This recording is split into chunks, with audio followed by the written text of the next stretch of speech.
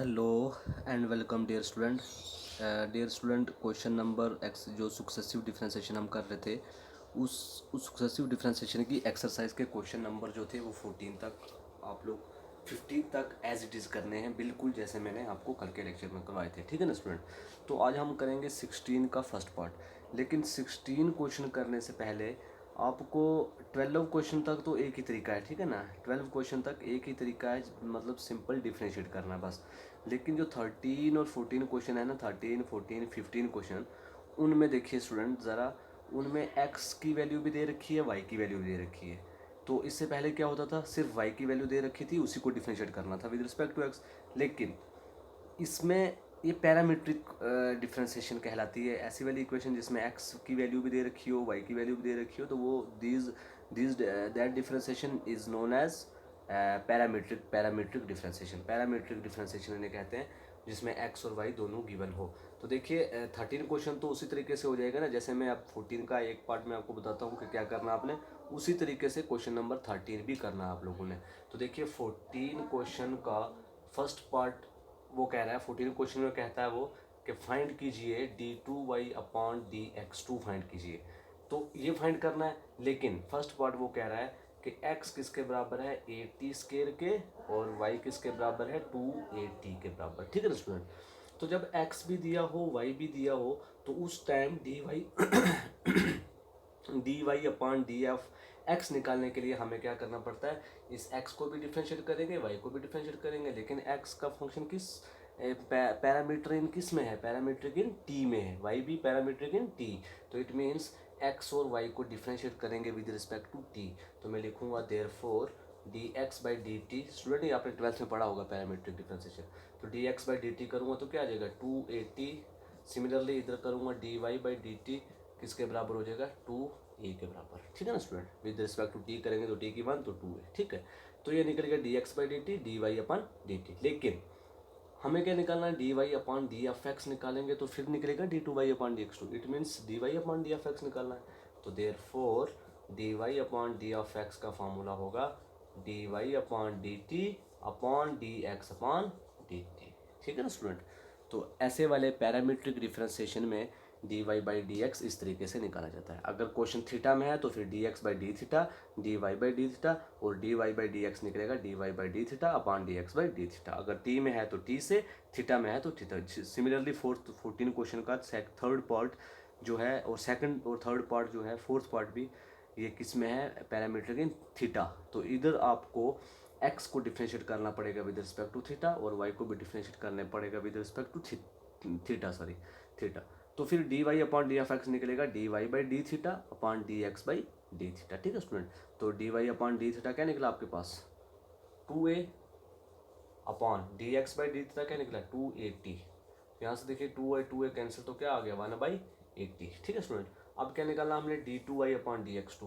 तो d2y upon D x two का मतलब है जो dy upon D F x की वैल्यू निकली उसको डिफरेंशिएट करना।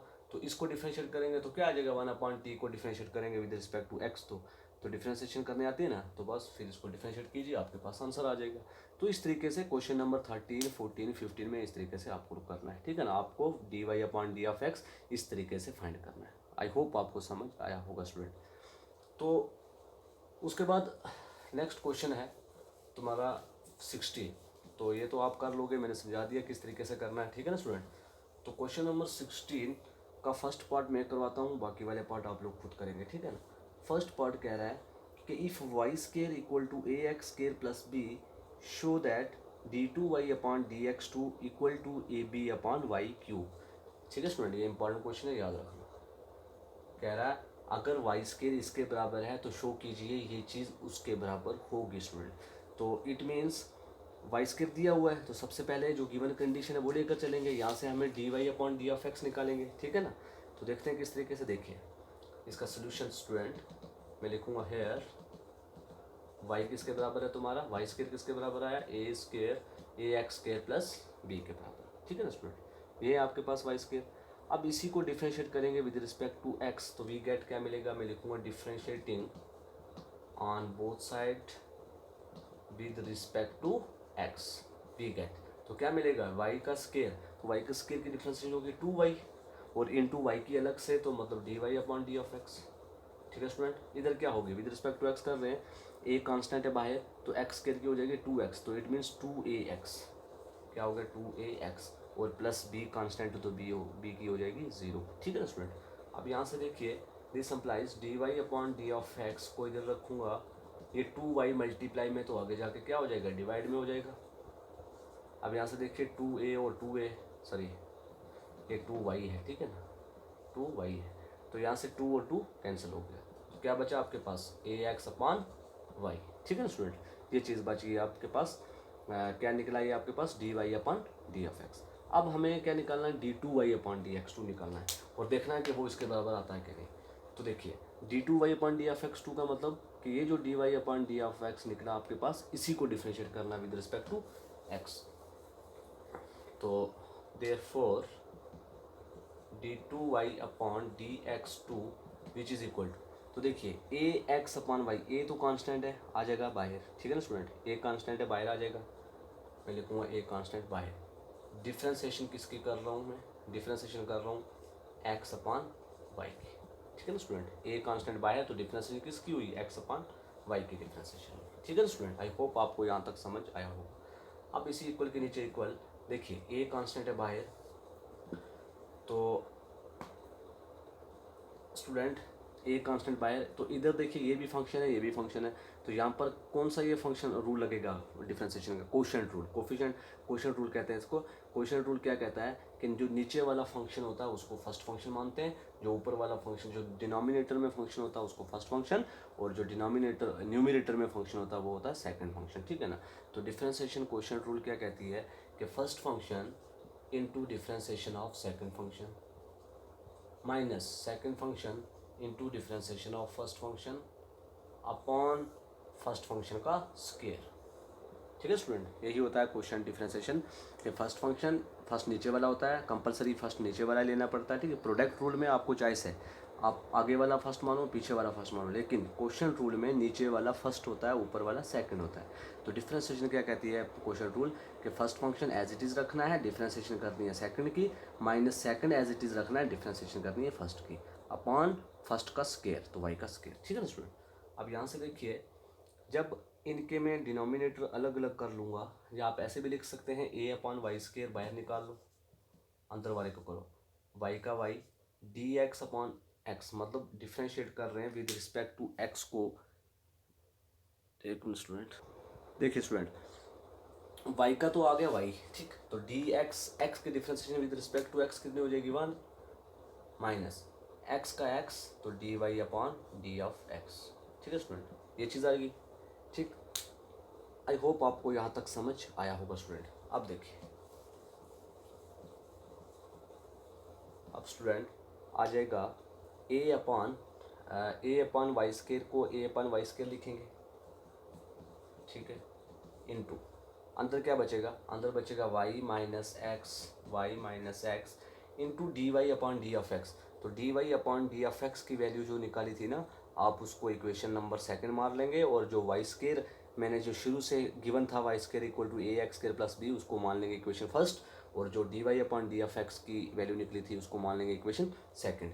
तो D Y upon D of x की वैल्यू पुट कर देंगे सेकंड से, तो वो क्या थी A into X upon Y, क्या था ए एक्स अपॉन वाई।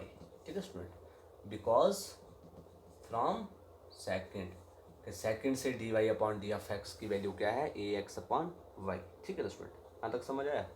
अब देखिए equal to a upon y square into y minus, student देखिए इंटू वाई माइनस ए का a x into x square, a x square upon Y. ठीक है student, अब equal to इधर cross multiply, इसका denominator कुछ नहीं तो 1 है। ठीक है ना, क्रॉस मल्टीप्लाई कर सकते हैं हम, तो क्रॉस मल्टीप्लाई करेंगे तो क्या आएगा वाई इंटू वाई, बाहर तो यही आएगा ए अपॉन वाई स्क्वायर, अंदर cross multiply y into y square minus a 1 into a x square upon Y. ठीक है स्टूडेंट, अब देखिए ये वाई इधर मल्टीप्लाई हो जाएगा तो आ जाएगा ए अपॉन वाई का cube into y square minus a x square. ठीक है स्टूडेंट, यहाँ तक समझ आई। आगे a upon Y cube y square minus a x square. ठीक है स्टूडेंट, अब देखिए अब इधर पे एक और चीज़ मिल रही हमें देखने को, ये दिख रहा है आपको?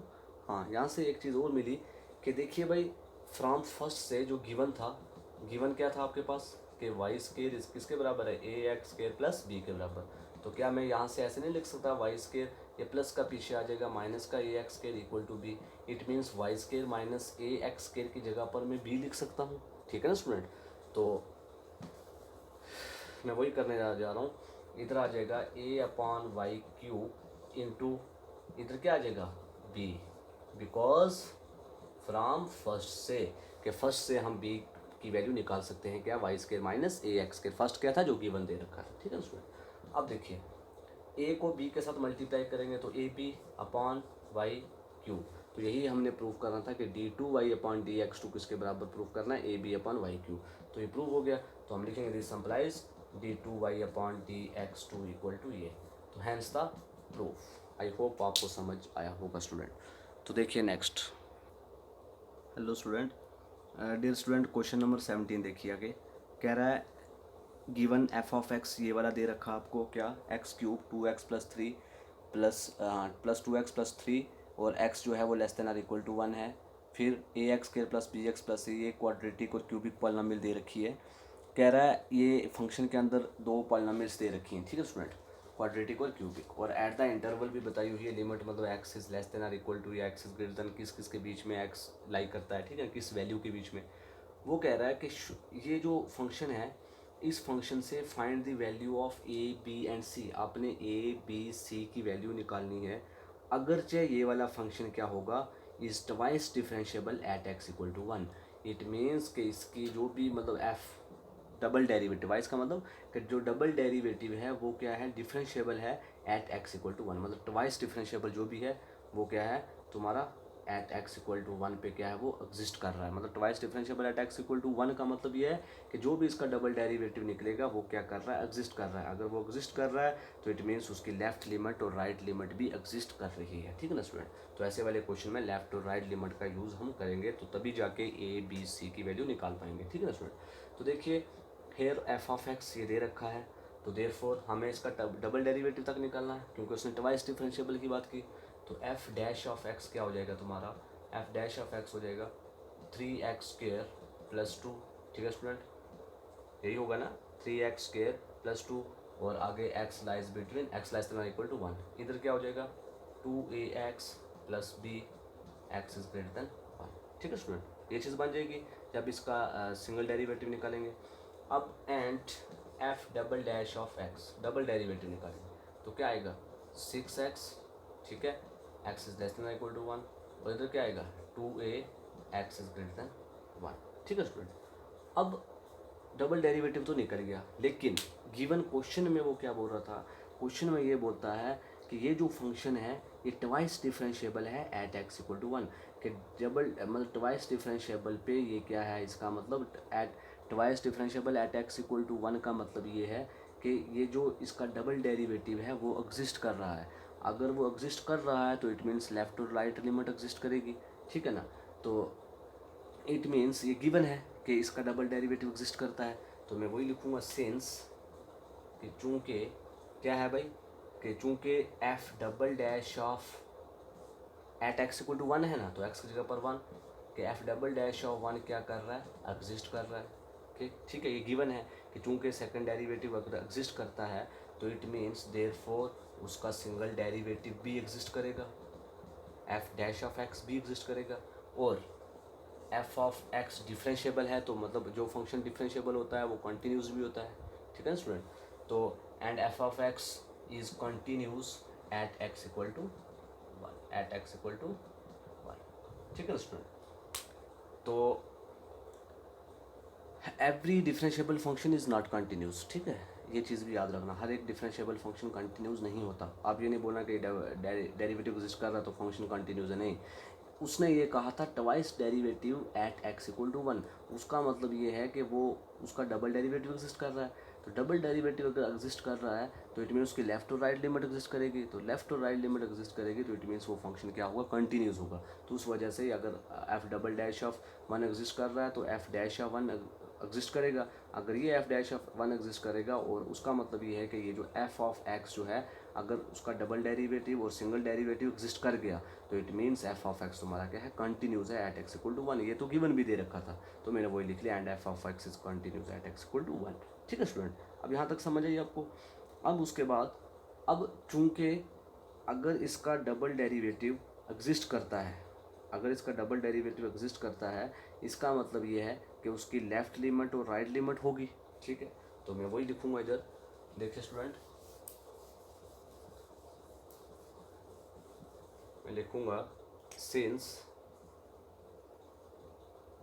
F double dash of x exist, कि चूंकि डबल डेरिवेटिव फंक्शन का एग्जिस्ट कर रहा है, मतलब एक्स की जगह पर क्या है 1, मतलब एट एक्स इक्वल टू 1 पे डबल डेरिवेटिव एग्जिस्ट करता है। ठीक है, तो मैंने वही लिखा कि चूंकि ये गिवन है, तो अगर ये गिवन है तो it means therefore F double dash of 1 जो है, मतलब इसका मतलब ये एग्जिस्ट कर रहा है, तो it means F double dash of 1 negative पे, मतलब लेफ्ट लिमिट इक्वल होती है F double dash of 1 positive right limit के। ठीक है ना स्टूडेंट, ये मतलब होगा इसका। अब दिस सिंप्लाइज 1 नेगेटिव का क्या मतलब है कि किस पे देखना है, एफ डबल डैश वाले पे देखना है। तो F double dash of x क्या निकला था हमारा, अभी मैंने जो निकाला वो निकला था आपके पास 6x, और इधर निकला था 2a, x is less than or equal to 1, x is greater than 1। ठीक है ना स्टूडेंट, तो लेफ्ट लिमिट का क्या मतलब है, लेफ्ट लिमिट का मतलब एफ डबल डेरिवेटिव एट, मतलब 1 माइनस का मतलब है कि लेफ्ट डेरिवेटिव उसका एग्जिस्ट करेगा, लेफ्ट और राइट एग्जिस्ट करेंगे तभी वो, अगर फंक्शन पूरा एग्जिस्ट कर रहा है डबल डेरिवेटिव, तो इट मीन्स लेफ्ट और राइट लिमिट का रोल होगा, वो इक्वल होंगे या वो इक्वल हो जाएंगे ना भाई। अगर ये एग्जिस्ट कर रहा है तो इट मीन्स ये इक्वल हो जाएंगे, इक्वल हो जाएंगे ना लेफ्ट और राइट, तो वही मैंने लिखा इक्वल होगी। तो अब यहाँ पर इसकी वैल्यू डाल देंगे, तो 1 नेगेटिव का मतलब ये है कि अगर x क्या होगा 1 से छोटा होगा, तो x 1 से छोटा किस केस में, 6x के केस में, तो आपके पास आ जाएगा 6x, और पॉजिटिव के केस में क्या है 2a। ठीक है ना स्टूडेंट, अब समझ आइए आपको। तो मैं लिखूंगा दिस सिंप्लाइज 6x, x की जगह पर क्या है इधर 1, 6 इंटू 1 इक्वल टू, उस पर क्या है भाई 2a, 1 पॉजिटिव पे फंक्शन की क्या वैल्यू है 2a, तो इट मीन्स यहाँ से क्या आ गया 2a equal to 6, this implies a equal to 6/2 which is equal to 3, तो दिस सिंप्लाइज a की वैल्यू आ गई 3। हमने b c की वैल्यू भी निकालनी है। ठीक है स्टूडेंट, तो a की वैल्यू आई 3।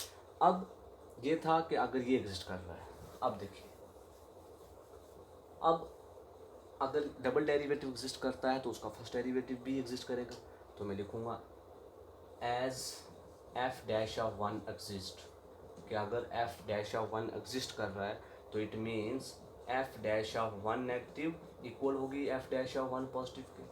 तो एफ डैश ऑफ एक्स के लिए मैंने क्या फंक्शन डिफाइन किया था, ये वाला 3x² + 2 आया था इधर, और इधर आया था 2ax + b आया था, और x is less than or equal to 1, x is greater than. ठीक है स्टूडेंट, ये चीज़ थी एफ डैश ऑफ एक्स के लिए फंक्शन इस तरीके से बना था।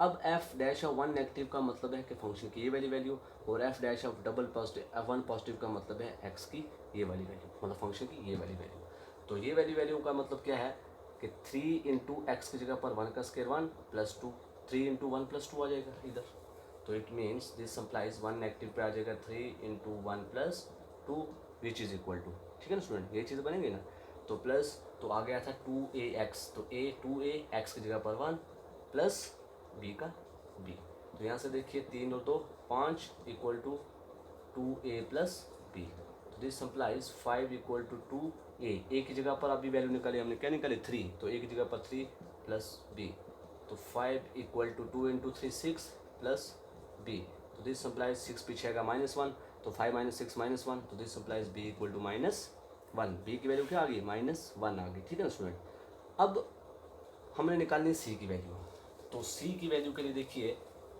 ये भी गिवन है कि एफ ऑफ एक्स तुम्हारा क्या है कंटिन्यूस है, क्योंकि वो डिफरेंशिएबल है। अगर एट एक्स इक्वल टू 1 पे उसकी लिमिट एग्जिस्ट कर रही है, डबल डेरिवेटिव पे वो एग्जिस्ट करता है फंक्शन की वैल्यू, तो इट मीन्स वो कंटिन्यूस है। तो वही मैं लिखूंगा सेंस एफ ऑफ, भाई अगर उसकी लेफ्ट और राइट लिमिट एग्जिस्ट कर रही है, मतलब डबल डेरिवेटिव या सिंगल डेरिवेटिव एग्जिस्ट करता है, तो इट मीन्स वो क्या होगा भाई, जो फंक्शन जिस फंक्शन की वैल्यू राइट और लिमिट एग्जिस्ट कर रही हो तो वो फंक्शन कंटिन्यूस होता है ना, ये हम पढ़ चुके हैं। तो वही मैं लिखूंगा since f of x is continuous, कि एफ ऑफ एक्स क्या है तुम्हारा कंटिन्यूस है।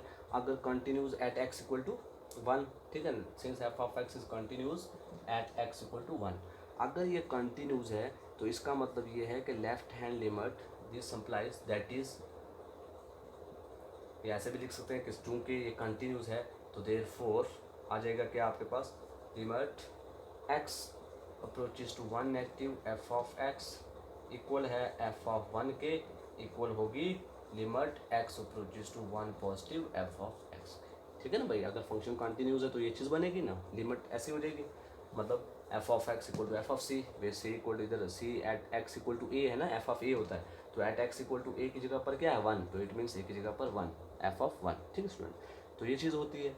अब यहाँ से देखिए this implies F of x का मतलब क्या है, जो गिवन फंक्शन दे रखा था वहाँ पे नेगेटिव लिमिट के लिए क्या वैल्यू है, नेगेटिव के लिए आपके पास x cube plus 2x plus 3 है, जो फंक्शन गिवन था एफ ऑफ एक्स, वहाँ पर देखो नेगेटिव के लिए क्या वैल्यू आएगी, नेगेटिव लिमिट के लिए x cube plus 2x plus 3, लेकिन एक्स जहाँ जहाँ एक्स है वहाँ 1 डाल देना है, तो आपके पास आ जाएगा 1 प्लस 2 प्लस 3। ठीक है student, equal to right hand limit पे देखिए स्टूडेंट आ रहा है a x square plus b x plus c, तो एक्स की जगह पर 1, एक्स की जगह पर 1 आ जाएगा ए प्लस बी प्लस सी, तो आ जाएगा ए प्लस बी प्लस सी। ठीक है स्टूडेंट, ये चीज़ आ जाएगी। तो अब एफ ऑफ 1 ऑलरेडी क्या है, एफ ऑफ 1 पे भी यही वैल्यू आएगी 1 प्लस 2 प्लस 3, तो it means this equal this लिखो या दिस इक्वल दिस लिखो या दिस इक्वल दिस लिखो, दो इक्वल है, आपकी मर्जी, दोनों में से किसी एक से वैल्यू निकल जाती है। तो दिस अप्लाई देखिए 3 2 5 और 1 6 विच इज़ इक्वल टू ए की वैल्यू 3, बी की वैल्यू -1 और सी का सी, तो 3 - 1 कितने होते हैं 2, ये प्लस का 2 पीछे आ जाएगा 4 हो जाएगा, तो दिस इम्प्लाइज सी की वैल्यू निकल जाएगी 4। आप लिखोगे hence a equal to 3, b equal to -1 and c equal to 4। Student I hope आपको समझ आया होगा क्वेश्चन नंबर 17 किस तरीके से किया जाता है। सिमिलरली इसी वे से क्वेश्चन नंबर 18 करना, बिल्कुल इसी तरीके से। ठीक है ना स्टूडेंट, और उसी तरीके से क्वेश्चन नंबर नेक्स्ट क्या है स्टूडेंट 19। हाँ, तो 19 क्वेश्चन जो है ना स्टूडेंट, 19 क्वेश्चन भी इसी तरीके से करना है। 19 क्वेश्चन में देखो एफ ऑफ एक्स दे रखा है x square sine 1/x, show that d2y upon dx does not exist at x equal to 0, तो एग्जिस्ट नहीं करता, ये हमने शो करना है। तो देखिए इसका मतलब ये है कि जब x 0 नहीं होगा तो dy अपॉन dx निकालेंगे, तो dy अपॉन dx यही है ना जो फंक्शन दे रखा है एक्स स्क्वायर साइन 1/x, इसी को डिफ्रेंशिएट करना विद रिस्पेक्ट टू x, फिर जो निकलेगा फिर उस पे लिमिट लगानी है आपने। अगर वो लिमिट एग्जिस्ट नहीं कर रही तो हम बोलेंगे उसका डबल डेरिवेटिव भी, मतलब अगर लिमिट एग्जिस्ट नहीं कर रही तो सिंगल डेरिवेटिव एग्जिस्ट नहीं करेगा, अगर सिंगल डेरिवेटिव नहीं एग्जिस्ट करेगा इट मीन्स वो कंटिन्यूस नहीं होगा, अगर कंटिन्यूस नहीं होगा तो इट मीन्स उसका डबल डेरिवेटिव भी एग्जिस्ट नहीं करेगा। ठीक है ना स्टूडेंट, इस तरीके से क्वेश्चन नंबर 19 भी हो जाता है। और सिमिलरली क्वेश्चन नंबर 20 के केस में भी इसी तरीके से करना, आपको कोई परेशानी वाली बात नहीं है। 20 में भी राइट लिमिट और लेफ्ट लिमिट चेक करनी है आपने, अगर उसके डोमेन में, ठीक है, जो फंक्शन का डोमेन है, तो डोमेन इधर ऑलरेडी दे रखा है ना -x², ये this is the domain of function, तो इस डोमेन में आपने चेक करना है कि उसकी फंक्शन की वैल्यू एग्जिस्ट करती है या नहीं। तो अगर एग्जिस्ट करती है तो इट मीन्स लेफ्ट और राइट लिमिट एग्जिस्ट करेगी, तो अगर वो एग्जिस्ट कर रही है तो वहाँ से अगर सिंगल डेरिवेटिव आपको मिल जाता है एग्जिस्ट करता है, तो इट मीन्स उसके डबल डेरिवेटिव भी क्या हो जाएंगे, एग्जिस्ट कर जाएंगे। तो हम कह सकते हैं फिर कि डोमेन ऑफ एफ जो है वो सेट ऑफ ऑल रियल्स होगा, लेकिन at x is not equal to 0 पर। ठीक है ना, at x equal to not, मतलब एट एक्स इक्वल टू 0 पे अगर आप चेक करोगे ना इस पर, तो जब 0 पे फंक्शन की वैल्यू 0 पे अगर चेक करोगे तो ये फंक्शन की जब 0 पे चेक करोगे तो फंक्शन में लिमिट की वैल्यू राइट और लेफ्ट इक्वल नहीं होगी, इस क्वेश्चन में तो नहीं होगी। तो 0 को छोड़कर बाकी जितने भी रियल्स होंगे उस पर डोमेन ऑफ एफ क्या होगा तुम्हारा, एग्जिस्ट करेगा। आई होप आपको समझ आ गया होगा। 20 क्वेश्चन भी अगर नहीं आप लोग खुद ट्राई करेंगे, अगर नहीं हो पाए तो आप लोग मुझे कांटेक्ट करना, मैं आपको करवा दूंगा। ठीक है ना स्टूडेंट, तो इसी के साथ यहाँ पर ये एक्सरसाइज हमने ये टॉपिक इतना ही पढ़ना है। ठीक है ना स्टूडेंट, आगे वाली जो नेक्स्ट एक्सरसाइज है वो आपको करने की कोई ज़रूरत नहीं है, वो ना ही एग्जाम में आती है ना ही आपके सिलेबस के रिलेटेड है। ठीक है सक्सेसिव डिफ्रेंसिएशन से ही है, लेकिन वो आपको करने की ज़रूरत नहीं है। ठीक है ना वो इतनी इंपॉर्टेंट नहीं है। अगर करना भी चाहते हो तो इसी तरीके से करना है जिस तरीके से फर्स्ट एक्सरसाइज में किया ना हमने डेरिवेटिव, बस उसमें भी डेरिवेटिव, सिर्फ फ़र्क ये है कि nth डेरिवेटिव तक जाना है। मतलब अगर एफ डैश निकालना है फिर एफ डबल डैश करते करते up to f n dash, मतलब up to f n times, मतलब एन टाइम्स डेरिवेटिव निकालना है। तो अगर वो करना चाहें तो कर सकते हैं, नहीं तो अदरवाइज़ कोई करने की ज़रूरत नहीं है। फिर उसके बाद नेक्स्ट आती है लेबनीज़ थ्योरम, तो वो हमने करनी है, वो उसका प्रूफ करेंगे, स्टेट एंड प्रूफ। तो उसके बाद एक टॉपिक और बचता है इस यूनिट का, तो फिर यूनिट हो जाएगा तुम्हारा फिनिश। आई होप आपको आज का लेक्चर समझ आया होगा स्टूडेंट। तो थैंक यू स्टूडेंट।